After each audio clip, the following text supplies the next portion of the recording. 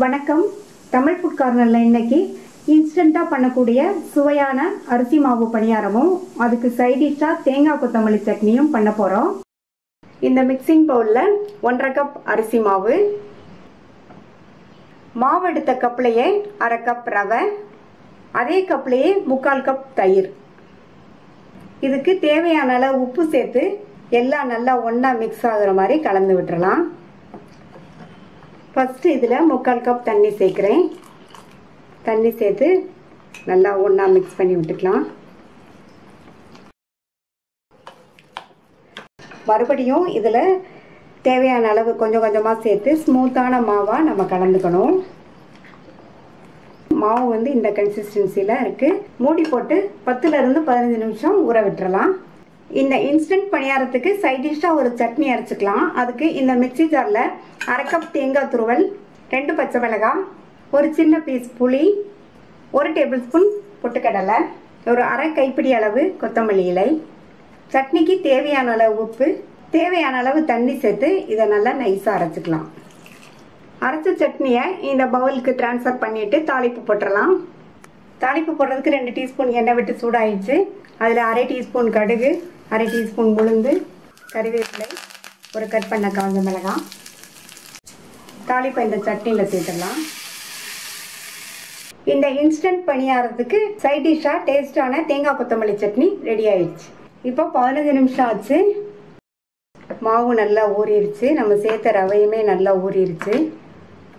இது கூட 1/4 கப் அளவுக்கு நல்லா பொடியாக சாப் பண்ண வெங்காயம், 1/4 கப் துருவின கேரட், பொடியாக கட் பண்ண 2 பச்சை மிளகாய், பொடியாக கட் பண்ண கறிவேப்பிலை இலைகள், 2 டேபிள் ஸ்பூன் அளவுக்கு பொடியாக கட் பண்ண கொத்தமல்லி இலைகள். எல்லாத்தையும் நல்லா ஒன்றா மிக்ஸ் பண்ணி விட்டுடலாம்.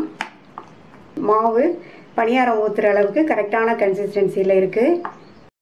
அடுத்து இது கூட 1/2 டீஸ்பூன் அளவுக்கு ஈனோ பவுடர்.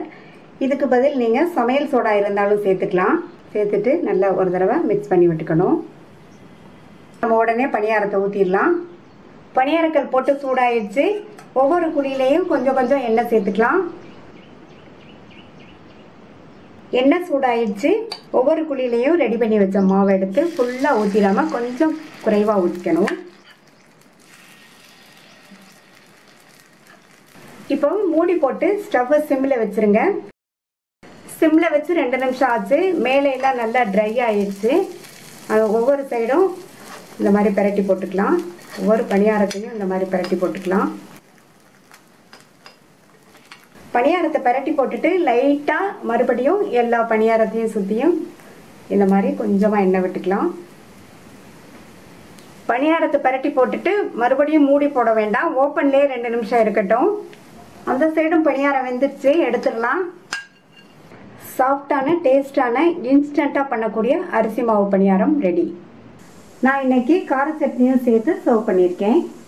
இந்த உடனடி அரிசி மாவு பணியாரத்தையும் தேங்காய் கொத்தமல்லி சட்னியையும் ட்ரை பண்ணி பார்த்துட்டு உங்கள் கமெண்ட்ஸை சொல்லுங்கள். இது வரைக்கும் தமிழ் ஃபுட் கார்னர் சேனலை சப்ஸ்கிரைப் பண்ணாதவங்க சப்ஸ்கிரைப் பண்ணிவிட்டு பக்கத்தில் உள்ள பெல் பட்டனையும் கிளிக் பண்ணிக்கோங்க. தேங்க்யூ.